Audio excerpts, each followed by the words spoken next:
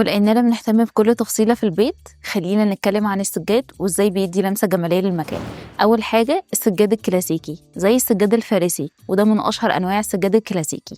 بيكون فيه نقوش تقليدية وألوان دافية، وبيكون كمان مناسب للغرف الاستقبال وغرف الصالون. تاني حاجة السجاد المودرن، وهو السجاد العصري.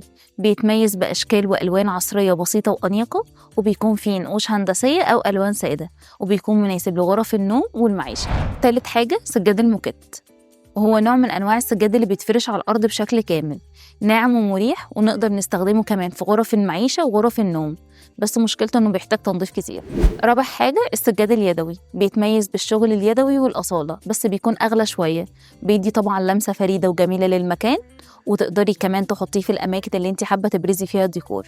خامس حاجة السجاد شجي، وده سجاد طويل الوبر وناعم جدا، بيدي إحساس بالدفء والراحة، ومناسب لغرف النوم والمعيشة، بس بيحتاج تنظيف بشكل دوري ومنصحش بيه. سادس حاجة السجاد الصوفي، مصنوع من الصوف الطبيعي، وبيتميز بالمتانة والدفء، وبيكون مناسب لغرف النوم والمعيشة، ومناسب كمان للأماكن اللي بتتعرض لحرارة أقل.